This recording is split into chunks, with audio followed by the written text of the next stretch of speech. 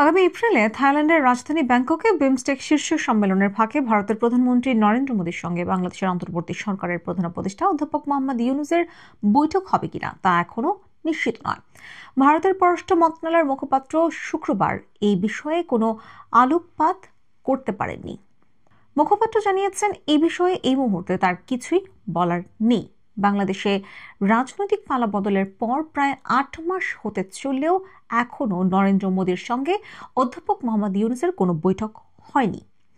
আগামী এপ্রিলের ২ থেকে ৪ তারিখে ব্যাংককের বিমস্টেকে শীর্ষ সম্মেলন অনুষ্ঠিত হতে চলছে। সেখানে সম্মেলনের ফাঁকে নরেন্দ্র মোদী ও মোহাম্মদ ইউনূসের মধ্যে দ্বিপক্ষীয় বৈঠকের বিষয়ে বাংলাদেশ আগ্রহ দেখিয়েছে।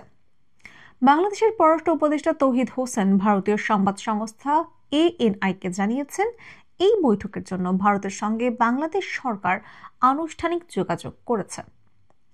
শুক্রবার বিকেলে ভারতের পররাষ্ট্র মন্ত্রণালয়ের সাপ্তাহিক ব্রিফিংয়ে বৈঠকের সম্ভাবনা নিয়ে প্রশ্ন করা হলে মন্ত্রণালয়ের মুখপাত্র রণধীর জয়সওয়াল বলেন, এই মুহূর্তে ওই বিষয়ে জানানোর মতো কোনো তথ্য তার কাছে নেই। গত বছরের আগস্ট মাসে বাংলাদেশ রাজনৈতিক পালাবদলের পর অন্তর্বর্তী সরকারের প্রধান উপদেষ্টার দায়িত্ব গ্রহণ করেন অধ্যাপক মোহাম্মদ ইউনূস। সে সময় তাকে অভিনন্দন জানিয়েছিলেন ভারতের প্রধানমন্ত্রী নরেন্দ্র মোদী। পরের মাসে জাতিসংঘের সাধারণ অধিবেশনের ফাঁকে মোহাম্মদ ইউনূসের সঙ্গে মোদীর বৈঠকের উদ্যোগ নিয়েছিল বাংলাদেশ, কিন্তু তা সম্ভব হয়নি। ব্যাংককে সেই সুযোগ ঘটতে পারে, বাংলাদেশ সেজন্য আগ্রহ দেখিয়েছে। শুক্রবার ভারতের কোনো কোনো প্রভাতী দৈনিকে বিষয়টি উঠে এসেছে।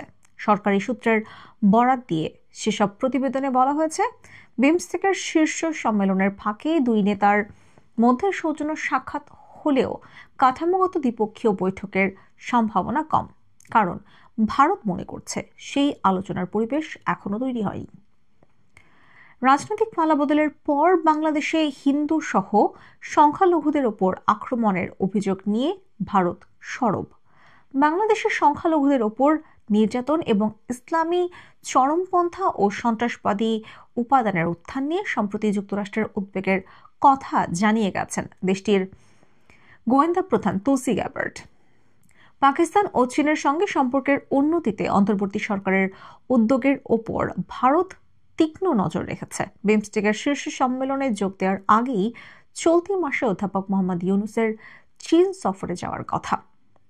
আবার এপ্রিলের মাঝামাঝি বাংলাদেশ সফরে আসছেন পাকিস্তানের উপপ্রধানমন্ত্রী ও পররাষ্ট্রমন্ত্রী ইসহাক দার। ভারতের সেনাপ্রধান জেনারেল উপেন্দ্র দ্বিবেদী একাধিকবার বলেছেন, ভারত ও বাংলাদেশের দ্বিপক্ষীয় সম্পর্ক নিয়ে কথা হবে নির্বাচিত সরকারের সঙ্গে। ভারতের কূটনৈতিক মহলের ধারণা, ব্যাংকক সম্মেলনের অবসরে দুই নেতার মধ্যে সৌজন্য বিনিময় অবশ্যই হতে পারে, তবে কাঠামোগত দ্বিপক্ষীয় আলোচনার সম্ভাবনা এখনো ক্ষীণ।